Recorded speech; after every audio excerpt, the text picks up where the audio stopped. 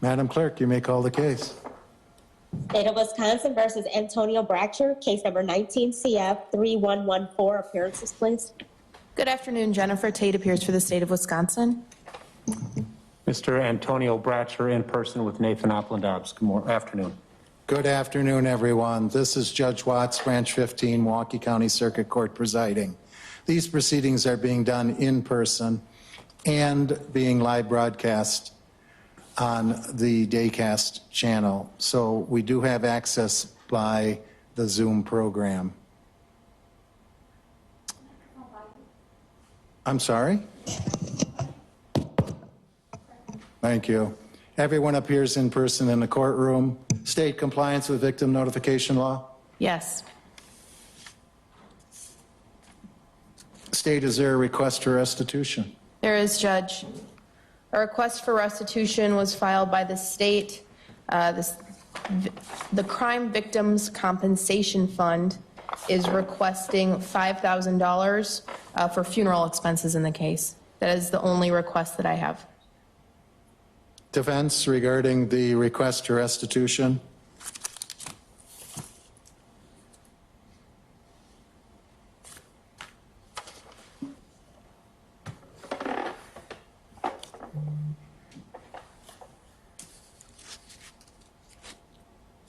Your request for restitution, your position? We don't object to the requested $5,000.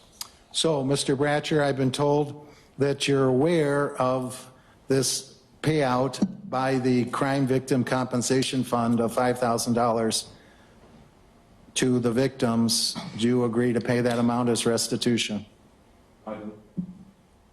Then, based on the defendant's agreement, the court will order that the defendant pay the Crime Victim Compensation Fund $5,000 as restitution. State, I know you had a victim impact statement. Do you have any other documents? No. Defense, did you have any other documents for sentencing? No, Your Honor.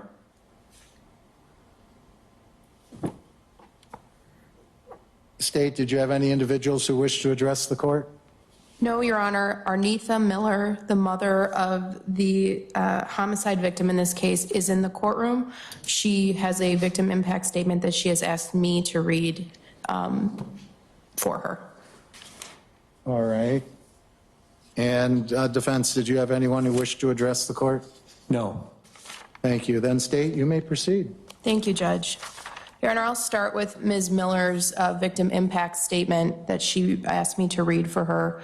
I know she's struggling to be here in court today, so it was her intention to address the court herself, but she asked me now.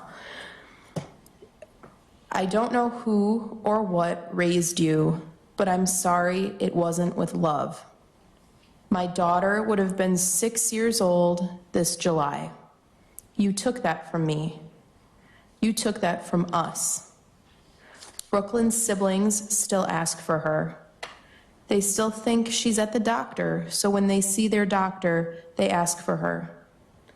They don't understand that she's gone.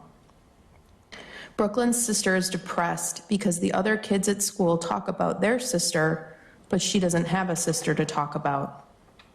All she knows is that a bad guy took her, but thinks she's still in the hospital. There's nothing I can say that will bring her back or take the pain away. I don't hate you. I hate the fact that you aren't man enough to admit your wrongdoings. It shows the coward that you really are. And that's the end of her statement, Judge. You may proceed. Thank you. Your Honor, as you'll recall, this was a case that went to trial in front of Your Honor starting at the end of November and went about 6 days.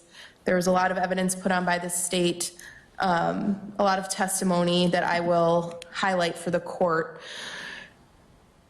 This case, the incident that took the life of Brooklyn, happened on July 13th of 2019. As you'll recall from the testimony and evidence, that morning around 8:30, Arnitha Miller and Shaquisha Nunn were in the car with 4 children, 4 very young children, including 3-year-old Brooklyn Harris. That morning, they were around 42nd Street and Bonnie Place. And as the women testified at trial, there was some kind of interaction between their car and the defendant's car that seemed rather minor to the women, but apparently it wasn't to the defendant. As they pulled into traffic ahead of his car, they all of a sudden noticed that he was following them. And after a very short period of time, shots were fired from the driver's side of the defendant's dark-colored SUV, a car that was discussed a lot at trial and that was distinctive because it had that pink decal, I guess, on the front, and there was also some decals on the back, which became important later, as the court, I'm sure, recalls, in identifying the vehicle by both witnesses and the police.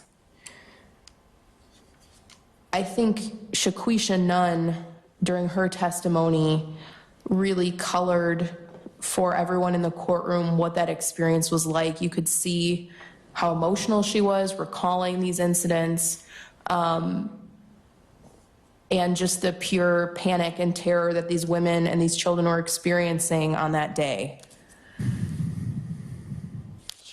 About an hour and 20 minutes after the shooting took place, officers from Milwaukee Police Department came into contact with Mr. Bratcher's vehicle and Mr. Bratcher. There was a chase that lasted approximately 1 mile that ended in a car crash. Neighbors in the area saw Mr. Bratcher run from the vehicle, and officers ended up chasing him throughout the neighborhood, finally finding him hiding under a porch not far from where the crash happened. Officers that testified at trial identified him. Officer Anderer testified that she saw him when he first got out of the vehicle and ran, and then saw him later after he was found under the porch. And then Officer McGrath testified in trial as the person who identified him under the porch. As the court may recall, there was clothing left in the flight path by the defendant after he left that vehicle and before he went underneath the porch in that neighborhood.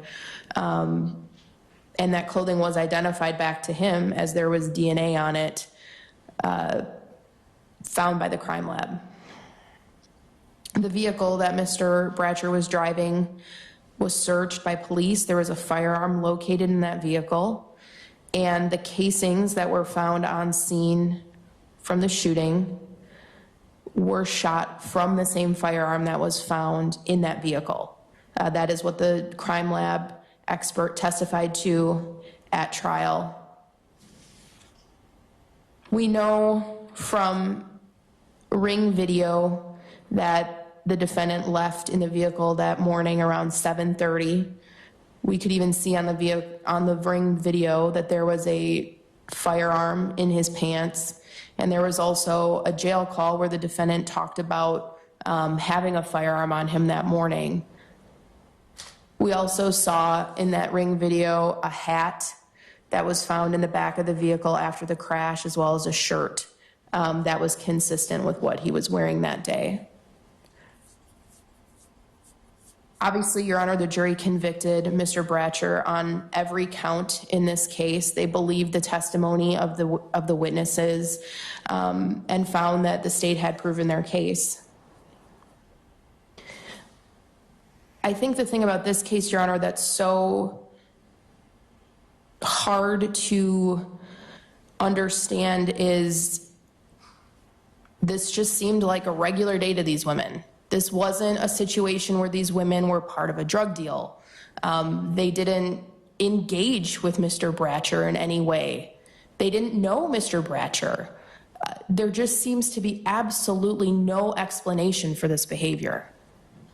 And the danger of shooting a firearm into a vehicle with 6 people in it, including 4 small children, is the exact kind of conduct that's happening in Milwaukee right now, and the reason that our homicide numbers for the month of January were through the roof, over 3 times what they've been in the past.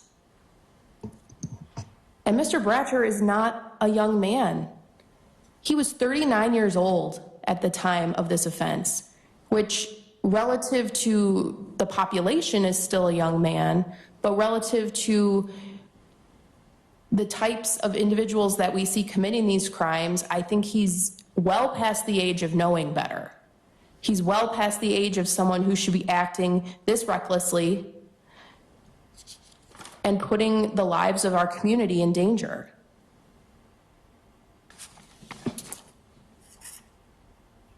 Mr. Bratcher did not testify at trial, Judge. He did give some statements to police that were not part of the evidence at trial.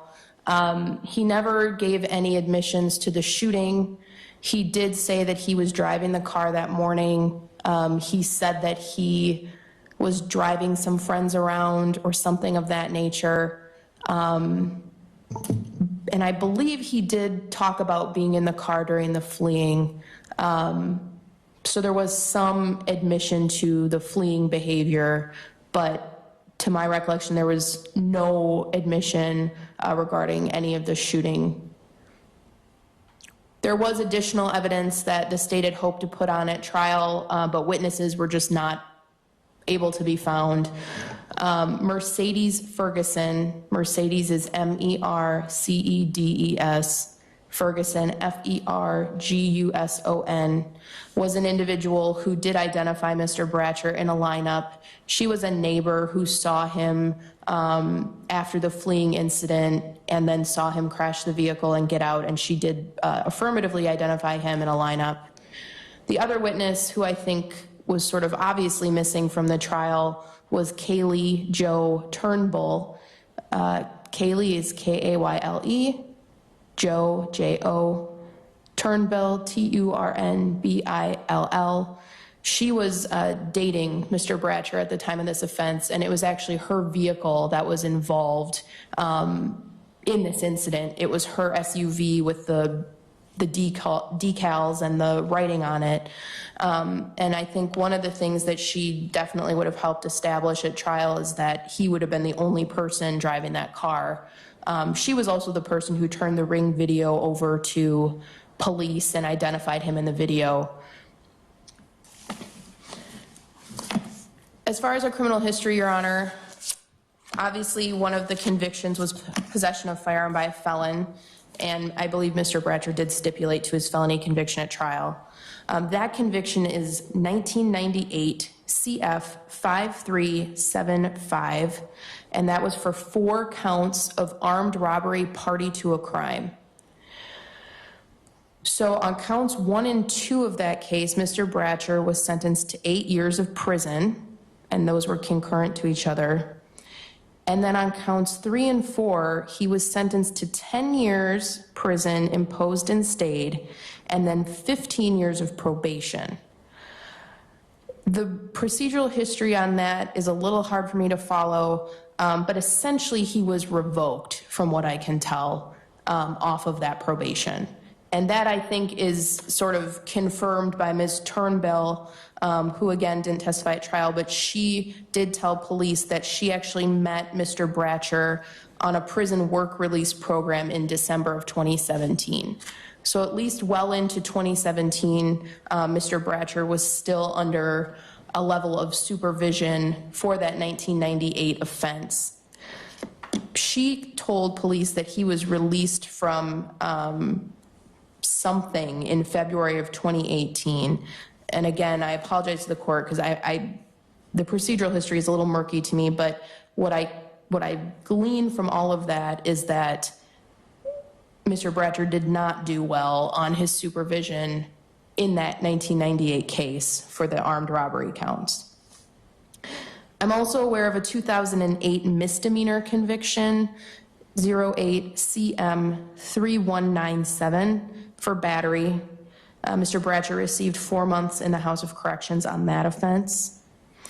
And then he also was convicted in 19 CT 864 for a hit and run, and he received 180 days of jail on that case. That was in 2019?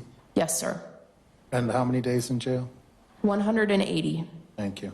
You're welcome. So as far as criminal history goes, 3 convictions, 1 major felony from 1998 when he was a relatively young man. But what I think is most concerning about that was an armed robbery.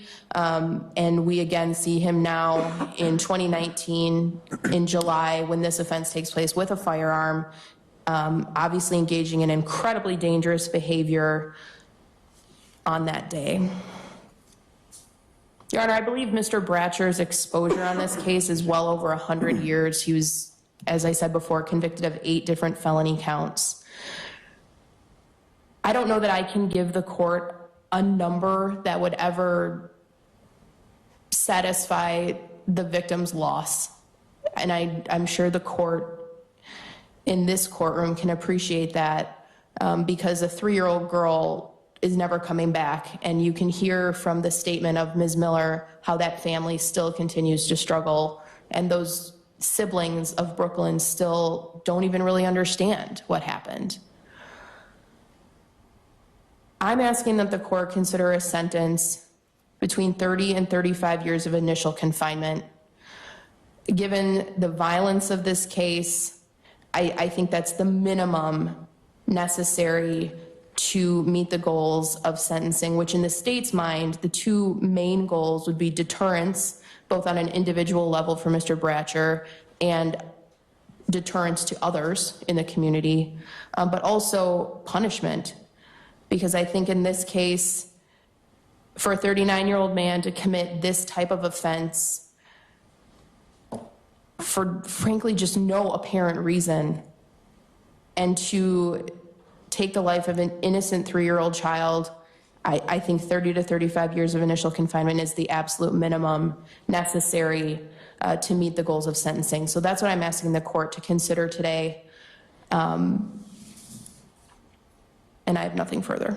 Couple of clarifications, and I'm looking at my notes. The ShotSpotter recording was played, and my notes show that there were 5 identified gunshots. Does that coincide with your recollection? Yes, Judge. And when I looked at the bullet strikes, obviously there was the bullet strike in the rear windshield that was the fatal bullet. But I recall that there was a bullet strike in the trunk of the car that the victim was in. Yes. And inside the trunk there was a bullet slug and perhaps a bullet jacket. Yes. You agree with that? I agree with that. And what, were there any other bullet strikes then other than to the rear windshield and to the trunk that you recall? No, Judge. And those are my clarifications. Defense. Thank you, Judge. Judge, I find it difficult to craft a sentencing argument anytime it is after a jury trial where a client has pled not guilty. Mr. Bratcher had pled not guilty to this, had a jury trial. Mr. Bratcher still denies being the shooter in this case. So it's difficult to craft your usual sentencing argument under those types of circumstances. The incident itself lasted a couple seconds, right? It sounds like it took a couple seconds for the thought to form by that driver of that black SUV, and then a couple seconds to cause all the damage that was caused. The people in the different cars did not know each other, didn't know each other before this encounter, had no history, no beef, no nothing. The shooter in the black SUV was driving. There was almost an accident. It sounds like the white car kind of pulled out from a parking position and may have gone in front of the SUV, but there's no indication that there was any actual accident, no contact between the cars. No one was really hurt. Not a big deal, just like Ms. Tate said. The windows of the white car were tinted to some degree. Can't tell exactly what happened that day, but it seems likely to me that it is possible that the person in the black SUV, the shooter, couldn't see inside of that automobile. Of course, he didn't know who was in there. He was behind their car the whole time, so he wouldn't have any reason to know who was all in that. Seems likely that the shooter did not know that there were children inside. You should have known, a shooter should have known that there could have been anybody inside, adults, children, passengers, drivers. Obviously, very criminally reckless conduct. Why did all this happen? And none of us are going to be satisfied by trying to answer that. There is no good explanation for this.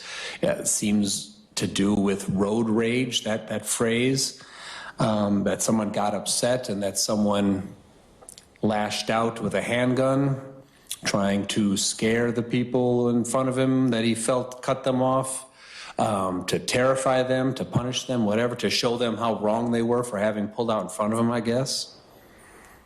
But to use a gun to put a bullet into a trunk or the back window, and Your Honor asked about those bullet strikes, it does appear from the angles and what was struck that the first two shots that were fired were from behind the vehicle, caused all the damage, and then the report was that the black SUV pulls up alongside, and then there are some more gunshots. Now, because of how close they were, it seems to me that the other gunshots after those first two were either purposely not aimed at the car or were just fired above. I don't know where they were, but I found it strange that there weren't any other bullet strikes to that automobile after that.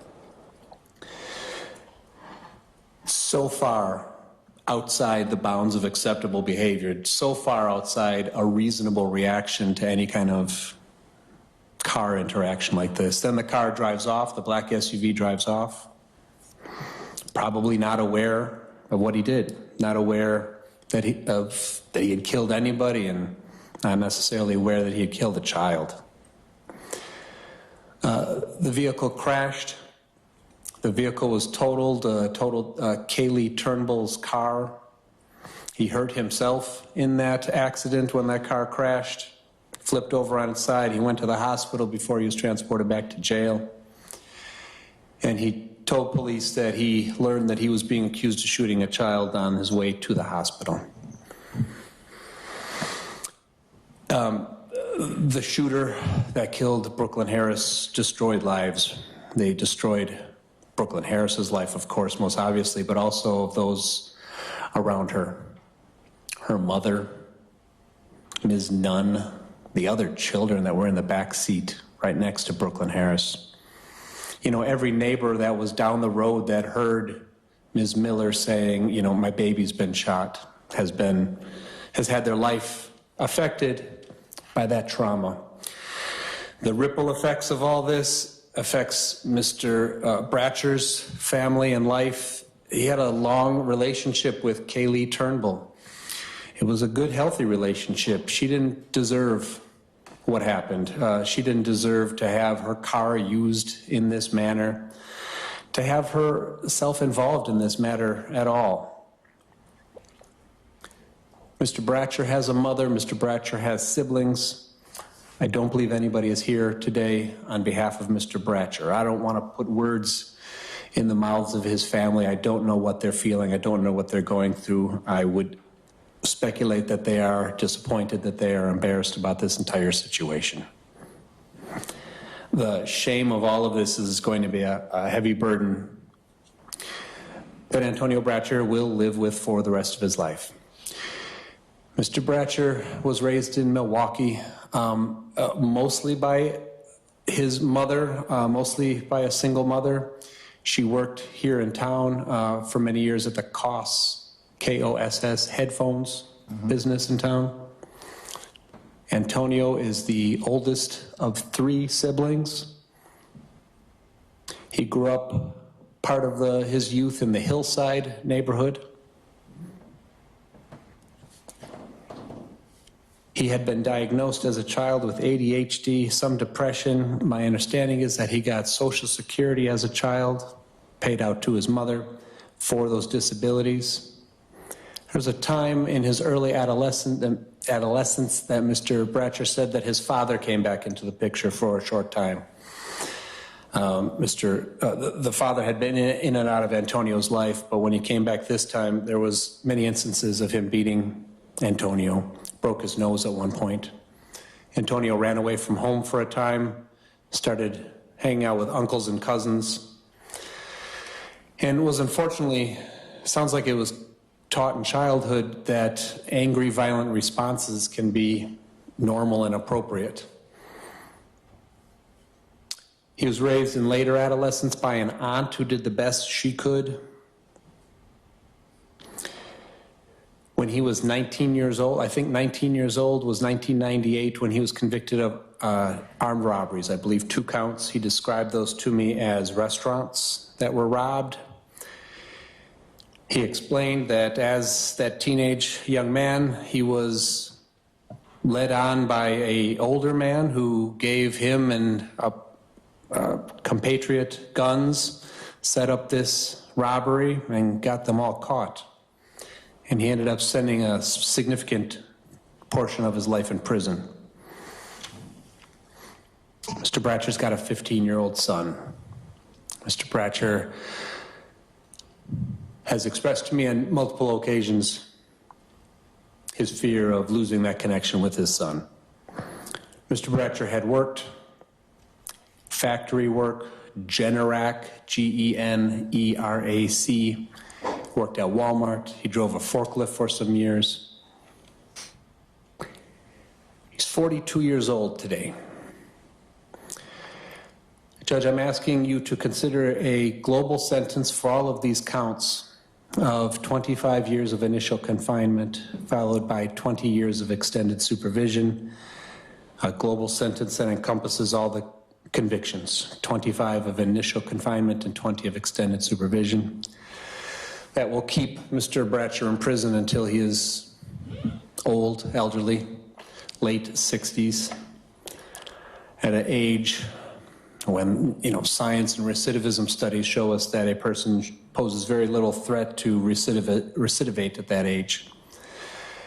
And then I'm asking that the court have him remain under supervision, extended supervision. Basically, and we don't know how long Antonio Bratcher is going to live, but until he's dead. For the rest of his life, I think this sentence, he should be involved in this sentence, and he would think about this.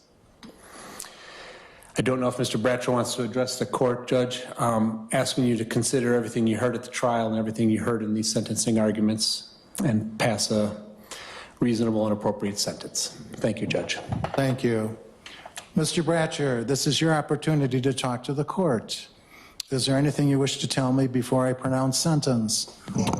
Or, as the statute said, is there any reason sentence should not be pronounced today?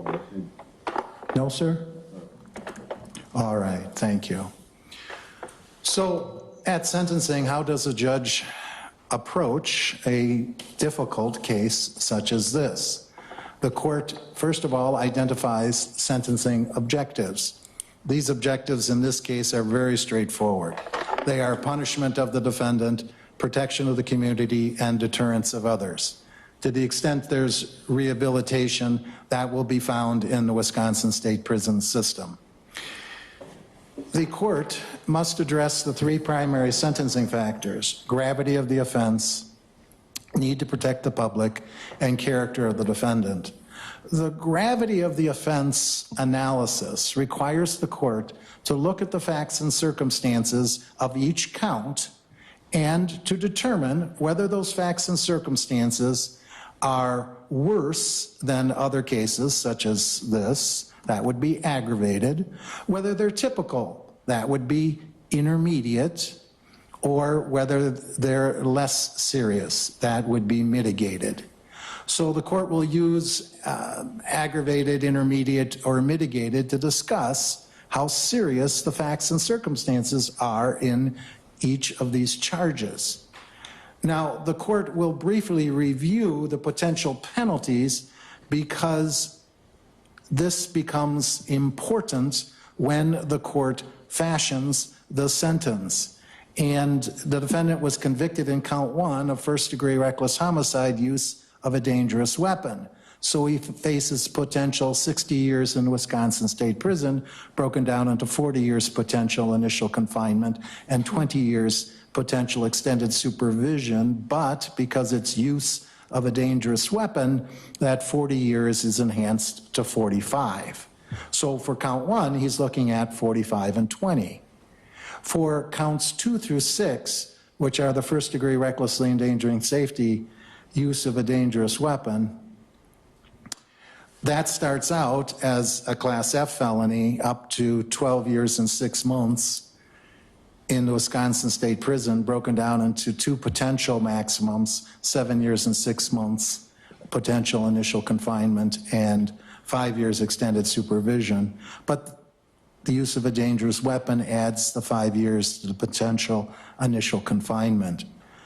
So his potential initial confinement on counts 2 through 6 are 12 years and 6 months potential initial confinement and 5 years extended supervision. And then on count 7, possession of a firearm by a felon, he faces up to 10 years Wisconsin State Prison, 5 years potential initial confinement, and 5 years extended supervision. And on count 8, he faces up to 3 years and 6 months in Wisconsin State Prison, broken down into 1 year and 6 months potential initial confinement and 2 years potential extended supervision. State, you agree with the court's explanation of years? Yes, Judge. Defense? Yes. So the defense is correct that the court has ample range to sentence the defendant to a proper and just sentence. The focus on the case is the first-degree reckless homicide, use of a dangerous weapon. That has the greatest penalty. But this court is going to start with the possession of a firearm by a felon.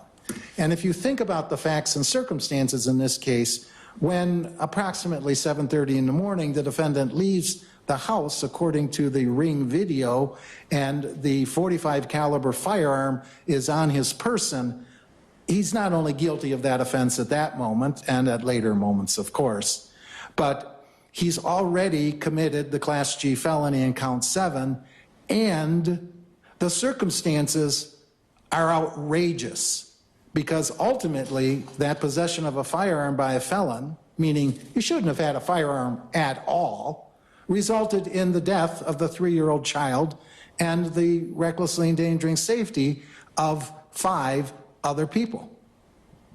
So the simple facts of the felon in possession are that it ended up in a homicide and 5 counts of first-degree recklessly endangering safety, use of a dangerous weapon. So the gravity of that offense is aggravated. In fact, I want to talk about .45 caliber handguns because I see more and more of these involved in court cases. And you don't need to be a gun expert to understand that .45 caliber handguns are extraordinarily lethal. They have knockdown power. They're used by the military. They are indeed deadly weapons. And having a .45 caliber handgun, as opposed to a variety of lesser caliber handguns, is an aggravating factor. And of course, it's loaded. So it took an effort to put that gun in his pocket, to load it before he put it in the pocket, to put it in his pocket and walk around with it and get in his car. So count 7's easy. He gets the maximum. There's absolutely no diminishment for need to protect the public. He's an armed felon who shouldn't have a firearm, who ends up committing a homicide and 5 counts of first-degree recklessly endangering safety, use of a dangerous weapon. And while he has positive aspects in his character, none of those aspects would carry enough weight to reduce this court's maximum sentence for count 7. Also, the court needs to explain consecutive sentences. The court looks at various actions during a crime, and often the court sentences in a way to reflect what I call separate and distinct criminal thinking and acting. Now here, the criminal thinking to load, carry, possess, use the firearm when he's prohibited, that's at this very high level, and we know the results. But there are other aspects in this case that also are very easily analyzed in terms of gravity of the offense. Again, the need to protect the public is very straightforward here. There's a very high need. And again, his character would not cause the court to adjust down the sentence. So I can say on the fleeing, which is at the tail end or after the first-degree reckless homicide, there's some facts that I would like to talk about that are extremely aggravated. So the police have information that someone associated with the vehicle that the defendant's in is wanted, and they activate their lights and siren. And as I recall, State, you said about a flight of a mile. Yes, Judge. And then, of course, it ends in a crash. So think about the incredible danger of someone fleeing from the police. Now, again, this is distinct from the shooting, distinct from arming himself as a felon with a firearm. He's fleeing from the police. And this case has so many aggravating factors to it. He flees for about a mile, so that's aggravated. He goes at high speeds on city streets, that's aggravated. He crashes, that's aggravated, because a crash is worse than just saying, okay, I give up and pull over and the police take you. And then he runs, then he hides, then he runs again. This is not only consciousness of guilt, this is extremely aggravated in his resistance to being apprehended by the police. If someone has their lights, if a police car has their lights and sirens on behind you, on behind your vehicle, you're expected to pull over and say politely to the officers the answers to the questions. You're not to flee at high speed, you're not to crash, endangering people, you're not to endanger other cars and pedestrians and people in the neighborhoods. So the fleeing, again, is very straightforward. It's not quite the maximum, but it's close to it, and it's also consecutive to all the other counts that I'm going to discuss. So the sentence on count 8 is 3 years in Wisconsin State Prison, broken down into 1 year of initial confinement and 2 years extended supervision. So it's important to look at the separate criminal thinking and acting because it frames the reckless homicide. And defense said it, the state says it. We don't know a lot of things about what happened here. I know some people will say, well, this was road rage, or this was some kind of bad driving that riled up somebody. Or someone might speculate and say, no, this is drug-related. Someone's in a tinted vehicle and they might think that there's something criminal going on and they might want to use deadly force against them. But the truth is, the court doesn't know what the motivation is. But I don't need to know when I talk about the facts and circumstances, because I do know what happened. There was, from this .45 caliber handgun that's linked to the defendant, that is firing 5 shots, that 2 of which strike the vehicle, 1 of which goes through the rear windshield and causes the death of the 3-year-old, tragically. I know that. And that is a reckless homicide while using a dangerous weapon.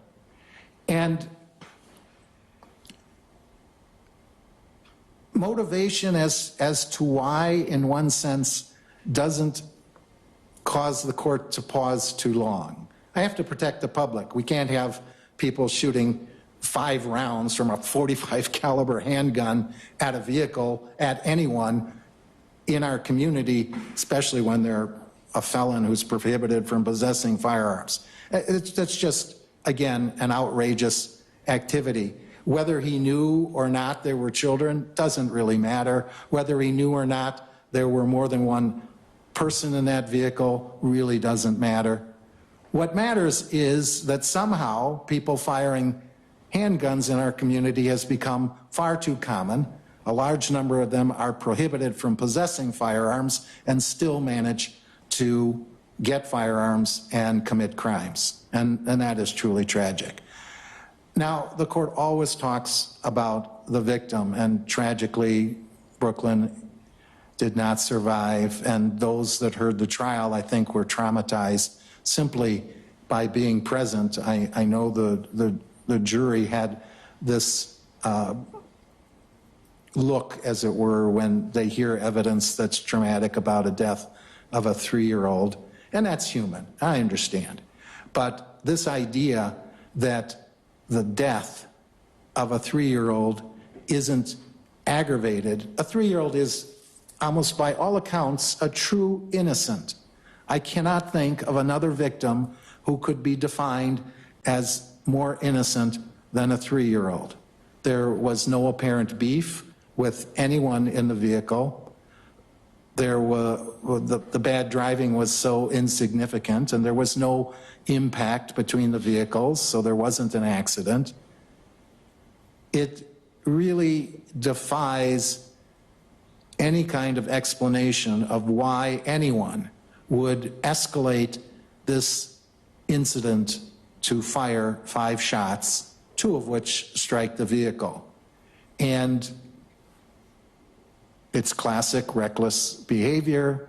It's conduct with utter disregard for human life. And by the grace of God, other people weren't wounded or killed. I mean, it's, again, a .45 caliber slug is an extremely large slug. And when it hits the human body, it causes utter devastation. So, looking at that first-degree recklessly endangering safety, all I see are aggravated factors. No consideration for life, no consideration for the discharge of the firearm that you shouldn't have had, no consideration for how many people might be endangered, no consideration for really the public in general. So aggravated factors all around. And again, defense, I thought, well, what could mitigate this? You say, well, maybe the latter shots didn't hit the vehicle. That's possible, but 2 did, and 1 was a fatal bullet. When I looked at it, I really couldn't find anything mitigated or even intermediate about the facts of this particular case. So it's aggravated. The need to protect the public is so obvious. And then I looked at the potential exposure, and I looked at the fact that I'm going to be fashioning consecutive sentences for counts 1, 7, and 8. And the court looked at this tragic loss of life. Of course, any homicide involves a tragic loss of life, but a young life with such promise, with the love of their family. And again, we talk about trauma with the mother experiencing literally a few feet away the death of her child, and then experiencing the dying or the moments of death that the child has in her arms or very close to her.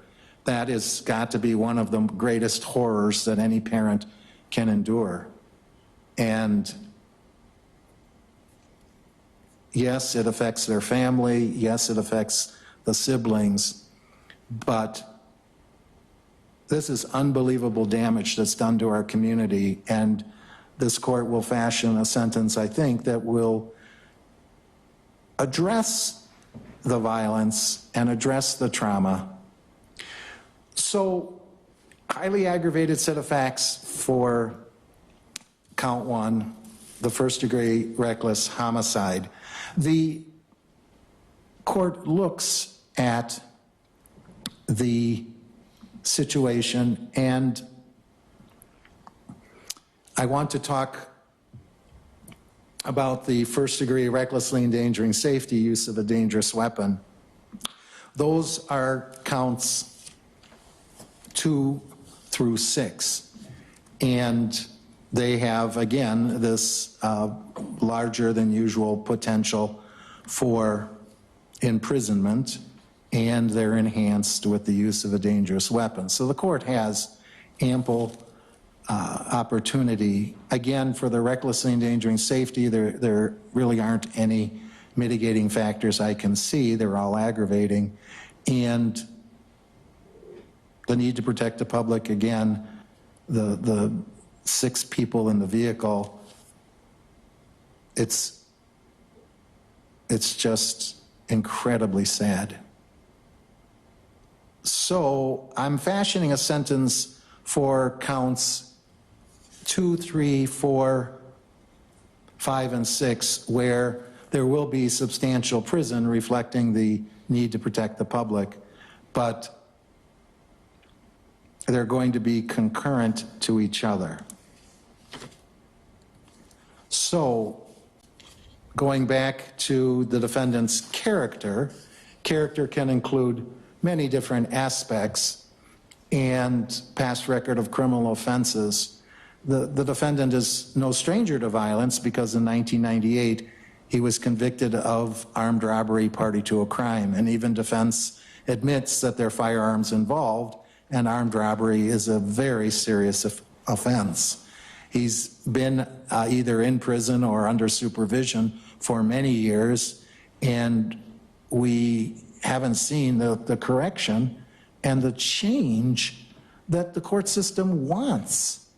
So after people commit crimes and are convicted and suffer imprisonment and supervision, the hope is that they will change. And in this case, there's no apparent change.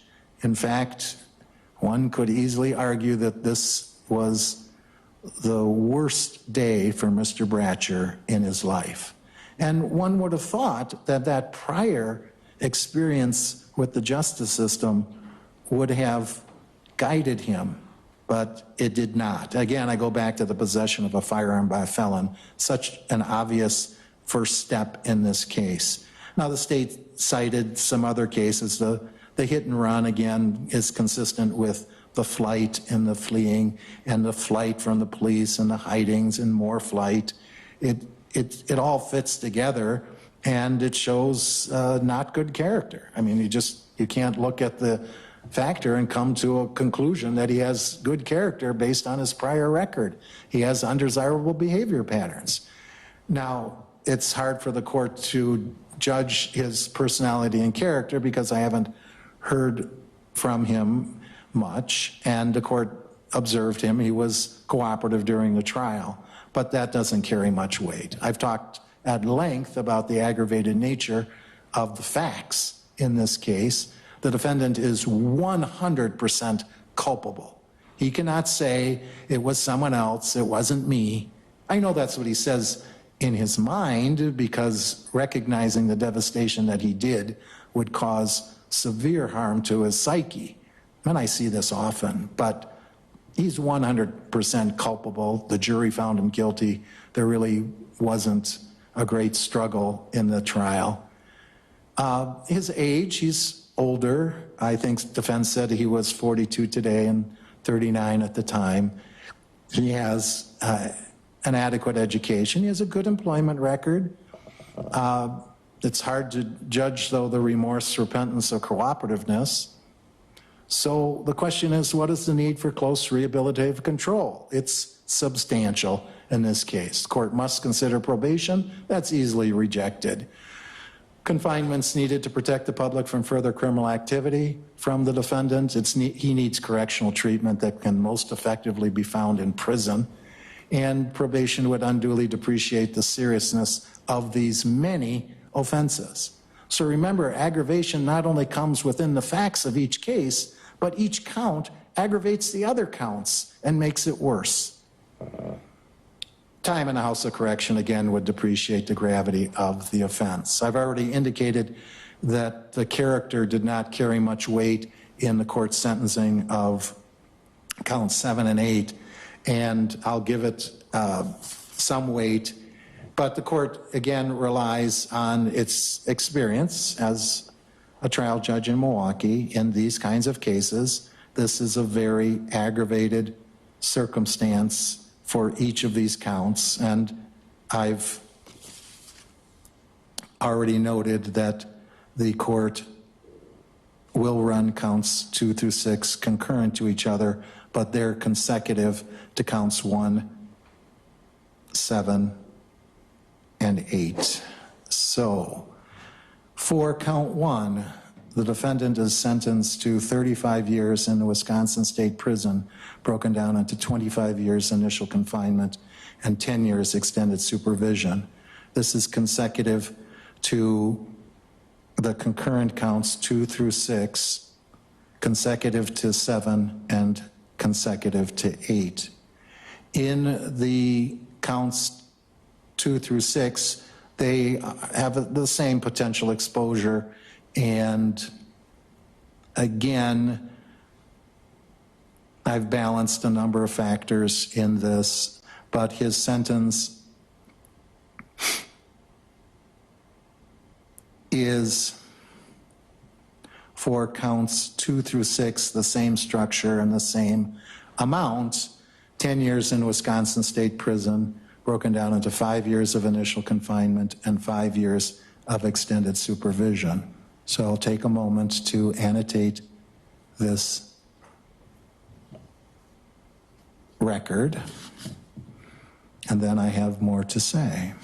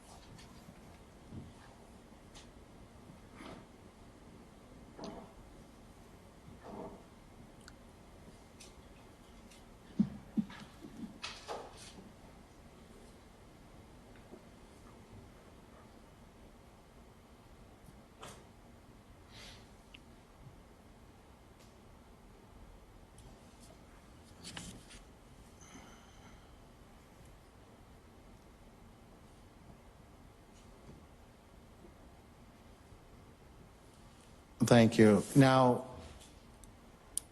defense, is there credit for time served? 941 days. Court awards 941 days credit against count 1, the greater sentence. And the court knows that he's not eligible for the substance abuse program on count 1, but he's not eligible for the Wisconsin Substance Abuse Program on any count, because the court finds that that eligibility would reduce by too great an amount the amount of punishment that I've determined is appropriate for his sentence. I think at 42 he's not eligible for the challenge incarceration program. So he's ordered to provide a DNA sample. He's ordered to pay the court costs, fees, and surcharges connected with this action. He has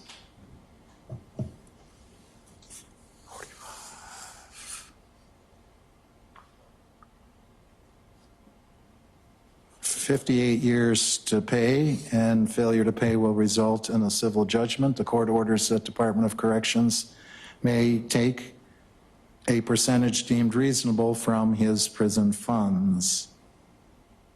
Again, failure to pay will result in a civil judgment.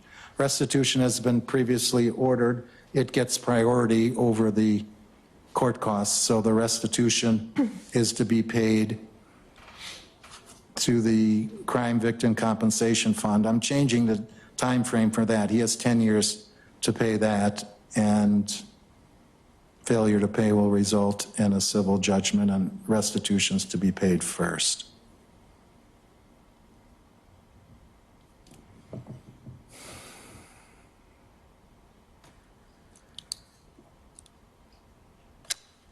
Conditions of extended supervision: no violations of state or federal law that rise to the level of probable cause, absolute sobriety to be monitored by random drug tests and breath tests, alcohol and other drug assessment, mental health assessment, follow recommended treatment, including therapy, counseling, and taking prescribed medicine. He's to successfully complete a cognitive thinking behavioral modification program. He's to have no contact with the victims listed in counts 2 through 6 or their families. I'll have to work with the clerk to make that list. State, is it okay for me to name those names? That's fine, Judge. Count 2 was Ariel Campbell. Count 3 was Jeremiah Campbell. Count 4 was Chantel Harris. Count 5 is Arnitha Miller. Count 6 is Shaquisa Nunn. So no contact.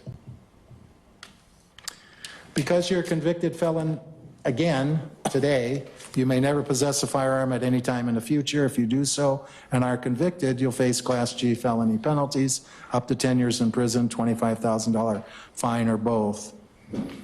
You can't vote in any election until your civil rights are restored. You can't use, possess, or have body armor of any kind, subject to felony penalties. You have a no-contact order. If you violate the no-contact order, you're subject to Class H felony penalties.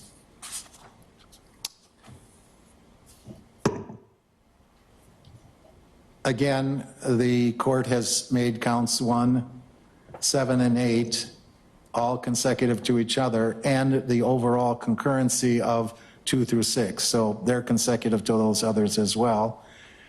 Sentence is forthwith. I'm giving the defendant a written explanation of the determinate sentence. You have the right to appeal. Any notice of intent to pursue post-conviction relief must be filed with the clerk of circuit court within 20 days of sentencing. Your lawyer must continue to represent you until the decision to seek post-conviction relief or not is made. And if you wish to seek post-conviction relief, your lawyer must file the necessary notice within the 20-day period. Anything else, State? No, thank you, Judge. Defense? No, Judge. Thank you for your patience. We're adjourned. Madam Clerks, stay on the Zoom call. Media outlets, I hope you're all satisfied.